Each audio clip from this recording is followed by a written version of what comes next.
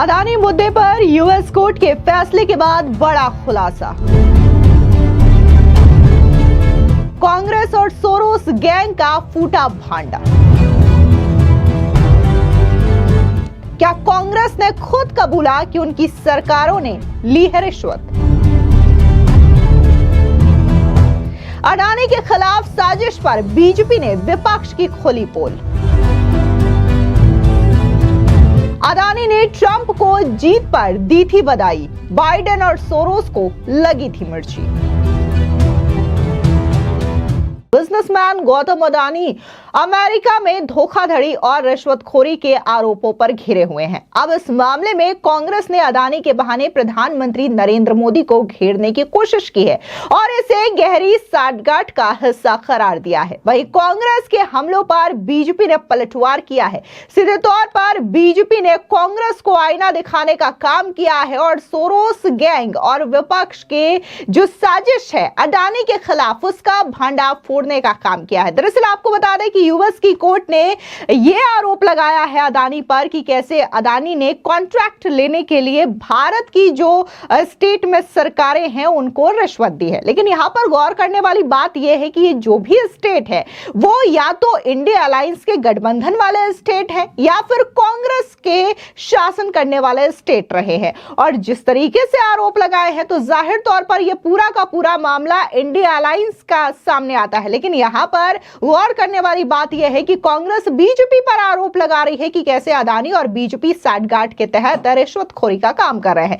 लेकिन यहां पर यूएस कोर्ट ने ये जो मुद्दा उठाया है अडानी मामले को लेकर के और फैसला सुनाया है, इस पर बड़ा सवाल यह भी उठता है कि अडानी जो बिजनेसमैन है वो भारत में अपना व्यापार कर रहे हैं और जो भी आरोप सामने आए हैं वो भारत से जुड़े हुए हैं। लेकिन इस पूरे मामले को लेकर के आखिर यूएस कोर्ट का क्या अधिकार बनता है कि वो इस मामले को लेकर के किसी भी तरीके का फैसला सुनाए। अब इसको लेकर के न सिर्फ बीजेपी ने विपक्ष को आईना दिखाने का काम किया है बल्कि सीधे तौर पर अडानी ग्रुप ने भी अपना क्लैरिफिकेशन दिया है और उन्होंने यूएस कोर्ट के इन तमाम आरोपों को निराधार बेबुनियाद करार देते हुए यह कहा है कि जो भी कानूनी कार्रवाई होगी वो तुरंत इस मामले में कानूनी एक्शन लेंगे।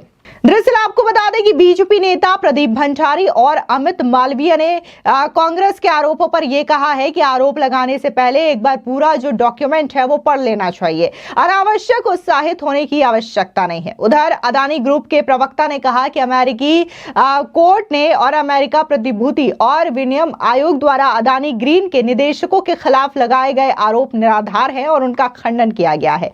इसके साथ ही आपको बता दें कि ट्रंप का एक पोस्ट भी सोशल मीडिया पर काफी ज्यादा वायरल हो रहा है जहां पर ट्रंप बकायदा ये कहते हुए नजर आ रहे हैं कि कैसे जो यूएस के कोर्ट हैं उनमें कट्टर वामपंथी भरे हुए हैं, कट्टर वामपंथी जज भरे हुए हैं और बकायदा रिपब्लिकन सेनेटरों को सामने आकर के अपनी बात पर अड़े रहना चाहिए।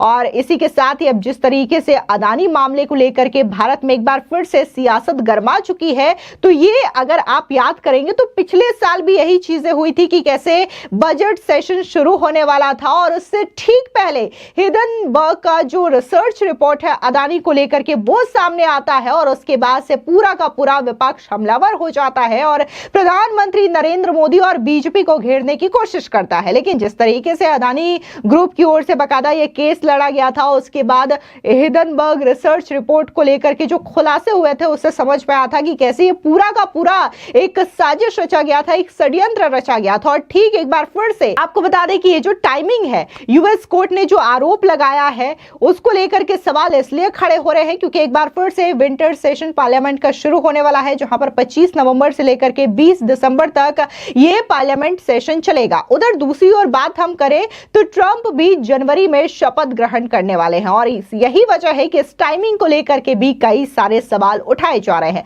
आपको बता दें कि अडानी ग्रुप का कारोबार बंदरगाहों और एयरपोर्ट से लेकर के ऊर्जा सेक्टर तक फैला गया है।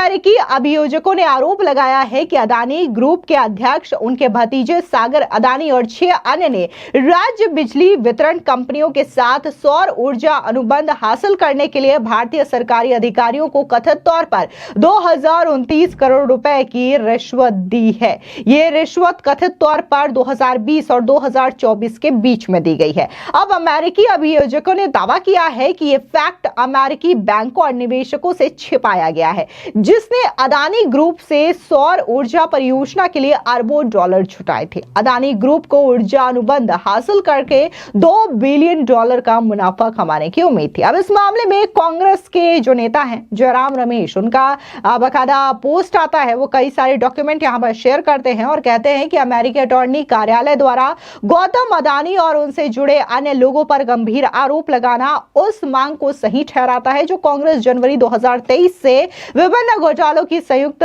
संसदीय समिति यानी कि जेपीसी जांच के लिए मांग कर रही है। जयराम रमेश ने कहा कि हम अदानी के हैं सीरीज का जिक्र करते हुए कि जिसमें कथित घोटाले और प्रधानमंत्री नरेंद्र मोदी और गौतम अडानी के बीच संबंधों के बारे में 100 सवाल उठाए गए हैं। उन्होंने मामले में जवाबदेही की जरूरत को दोहराया और कहा कि सवालों के जवाब अब तक नहीं मिले हैं।